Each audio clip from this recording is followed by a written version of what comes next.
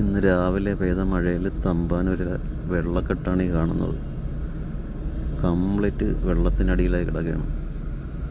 ഇവിടുത്തെ ജനങ്ങളെ ജീവിതം ഒന്ന് നോക്കിയേ. രാവിലെ പഠിക്കാൻ പോകുന്നവരും ഓഫീസിൽ പോകുന്നവരും അവരുടെയൊക്കെ ഒരു അവസ്ഥ എന്ന് പറഞ്ഞാൽ വല്ലാത്തൊരു അവസ്ഥ തന്നെയാണ്.